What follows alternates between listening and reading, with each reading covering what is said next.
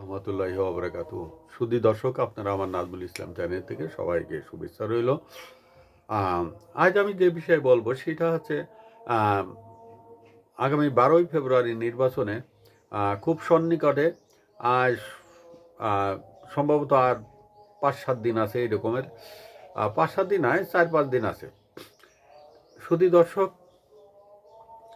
আ এই সামনে যে নির্বাচন, এই নির্বাচন সম্পর্কে বাংলাদেশের জনগণের অধিকাংশ কোনো প্রত্যাশা তো নাই, এবং বাংলাদেশের জনগণের তেমন একটা কোনো আমেজ দেখতে পারছে না।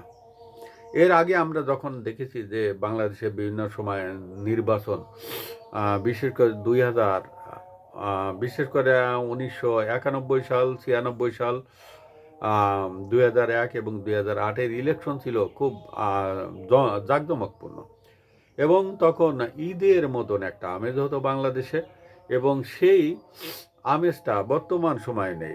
আওয়ামী লীগের আমলে যে ইলেকশনগুলো ছিল, যেটা ১৪, ১৮ এবং ২৪, এই ইলেকশনগুলো যেমন ছিল আমেজহীন, তদ্রূপ এখনও আমেজহীন। আর সত্য কথা বলতে কি, এ দেশের মানুষ আসলে আওয়ামী লীগ এবং বিএনপি এই দুটো দলের মুখোমুখি ইলেকশন সবসময় দেখতে চায়, এবং এই দুটো দল যখন ইলেকশন করে, অর্থাৎ নির্বাচন করে, তখন দেশে একটা ঈদের আমেজ কিন্তু প্রবাহিত হয়। আর সম্প্রতি বাংলাদেশের একটা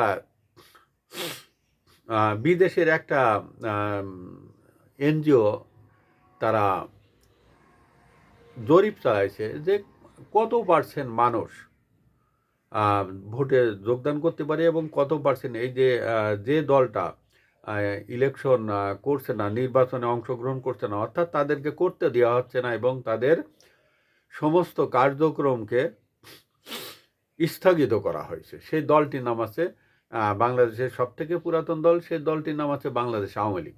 এবং আওয়ামী লীগের যে ভোটাররা তারা কোন দলের পক্ষে ভোট দিবে, এবং কোন দলকে ভোট দেওয়ার সম্ভাবনা আছে। যখন সাবেক প্রধানমন্ত্রী শেখ হাসিনা তিনি চলে যান বিদেশে, অর্থাৎ ইন্ডিয়ায় চলে যান, তারপরে এই দেশের যেসব আওয়ামী লীগ সমর্থকরা আছে তারা কিন্তু অনেক নির্যাতনের সম্মুখীন হয়েছে, এবং বিভিন্ন সময় তারা অনেকে যারা তৃণমূল পর্যায়ে আছে তারা বাঁচার জন্য অনেক ধরনের পদ্ধতি অবলম্বন করেছে। তারাও অনেকে বাড়ি ছেড়ে অন্য আত্মীয় স্বজনের বাড়ি আশ্রয় নিচ্ছে, অনেকে দেখা যাচ্ছে স্থান পরিত্যাগ করে অন্য শহরে চলে গেছেন, অনেকে ইন্ডিয়া চলে গেছেন, অনেকে দেখা যাচ্ছে যে এখনও পালায় পালায় বেড়াচ্ছেন। তারা ওই যে বিভিন্ন জায়গায় কাজকর্ম করে বেড়াচ্ছেন, কারণ তাদের ব্যাংকে টাকা পয়সা অবশ্য আছে, কিন্তু সেগুলো উঠাইতে পারছেন না, এই আছে অবস্থা। আবার দেখা যাচ্ছে যে জমি জমা থাকলে মাঠে ফসল আছে, সে ফসলটা আবার অন্য দলের নেতাকর্মীরা কেটে নিয়ে যাচ্ছে, এই আছে অবস্থা।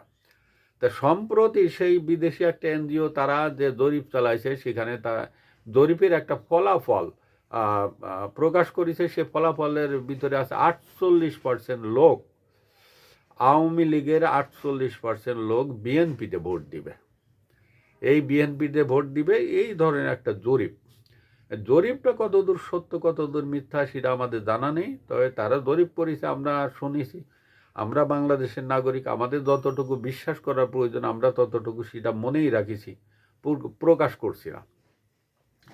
কারণ আওয়ামী লীগ সরকার পতনের পরে দেখা যাচ্ছে সব থেকে বেশি ক্ষতিগ্রস্ত হয়েছে তারা বিএনপির দ্বারা, এবং জামাতের লোক দ্বারা কম ক্ষতিগ্রস্ত হয়েছে, এবং জাতীয় পার্টির তো কোনো ক্ষতি তারা করেনি, বরং জাতীয় পার্টি ছিল আওয়ামী লীগের সহযোগী, এবং তারা তারা নিজেরাও ক্ষতিগ্রস্ত হয়েছে, এবং তাদের পার্টির কেন্দ্রীয় অফিসটা পুড়াই পর্যন্ত দেওয়া হয়েছে, এবং বিভিন্ন জায়গায় তাদের অফিস ভাঙচুর করা হয়েছে, পুড়াই দেওয়া হয়েছে, এই অবস্থা। তারপরেও এই দলের যে বর্তমান প্রধান জিএম কাদের শেখ, তিনি বলেছেন যে আওয়ামী লীগ ছাড়া এই দেশে ইলেকশন হওয়া উচিত নয়, আর আওয়ামী লীগ ছাড়া এই ইলেকশন গ্রহণযোগ্য হবে না এবং জমবে না, পাবলিক এটা গ্রহণ করবে না। সম্প্রতি দেখা যাচ্ছে ঢাকার পার্শ্ববর্তী একটা জায়গায়, সেটা আছে সাভার। এই সাভারের ইনাম মেডিকেলের মালিক এনাম সাহেবের স্ত্রী, তিনি ধানের শীষের পক্ষে ভোট চেয়ে বেড়াচ্ছেন, এবং ধানের শীষের লিফলেট বিতরণ করছেন। লিফলেট বিতরণ করছেন। তাই সেখানে দেখা যাচ্ছে যে এনাম সাহেব অবশ্য আওয়ামী লীগ করতেন না। তিনিও আওয়ামী লীগের যত হাইব্রিড লোক ঢুকেছিল, তো এনাম সাহেব আছে এই হাইব্রিড নেতা। তিনিও ওই আওয়ামী লীগের স্বর খেতে গেছিলেন। ওই আওয়ামী লীগ তাকে এক প্রকার জোর করে নিয়ে, কারণ আওয়ামী লীগের ওই সাভারের নেতাকর্মী ডাক সাইডের নেতা খুব কম, তা যার কারণে এই সাভার এলাকায় তাকে জোর করে ধরে নিয়ে নমিনেশন দিছে এবং তিনি বরং দলে ঢুকে আরও বেশি করেছেন, দলের ক্ষতি করেছেন। মূল দলের যেসব নেতাকর্মীরা আছে তারা দল ছেড়ে চুপচাপ করে থাকিছে। কারণ বাংলাদেশের দুইটা দল আছে, একটা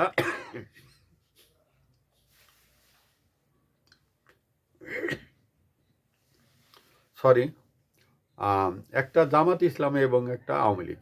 এরা এই দলের যে কর্মীগুলো আছে, নেতাগুলো আছে, এরা দল সাধারণত পরিত্যাগ করে না, দল ছেড়ে যায় না। এরা মায়ের গুতা যাই খাক দলেই থাকে বা নিষ্ক্রিয় থাকে। তা এখন ধানের শীষে ভোটছে এবার আছে, হয়তো ইনাম সাহেব ভিতরে আছেন, তিনি এখন হাজতে তার স্ত্রী ভোট চেয়ে বেড়াচ্ছেন। এটা এনাম সাহেবের কত নম্বর স্ত্রী জানা নেই। এনাম সাহেবের কিন্তু 4টে স্ত্রী, 4জন স্ত্রী বর্তমানে। মুসলমান ধর্মে তো 4টে বিয়ে করা যায় যাচ্ছে। তো ওনার টাকা পয়সা আছে, এমপি মানুষ, রাজনীতি করেন, উনিও 4টে বিয়ে করেছেন। এটা কত নম্বর বউ অবশ্য আমরা জানি না। তবে মিডিয়াতে আসছে যে তার স্ত্রী বিএনপি লিফলেট বিতরণ করছে। তা 48% না হলে হয়তো অল্প কিছু হতে পারে, বা যারা ইলেকশন করছে তারা আদৌ ভোট দেবে কিনা এটা তারাই জানে, আল্লাহ জানে। শুধু দর্শক, আমরা চাই গুমোট অবস্থা মানে হোক, কাটুক, এবং আওয়ামী লীগের নেতাকর্মীরা হয়তো মন্দের ভালো হিসেবে বিএনপিকে বেছে নিছে, কারণ মুক্তিযুদ্ধের সপক্ষের শক্তিকে তারা হয়তো ক্ষমতায় আনার চেষ্টা করছে, কারণ অন্তত বিএনপি ক্ষমতায় এলে মুক্তিযুদ্ধের ইতিহাসটা মোটামুটি ঠিক থাকবে। এইটা উদ্দেশ্য করেই হয়তো তারা বিএনপিকে অর্থাৎ ধানের শীষে ভোট দেওয়ার চিন্তা ভাবনা করছে। সুধী দর্শক, আসসালামু আলাইকুম ওয়া রাহমাতুল্লাহি ওয়া বারাকাতুহু।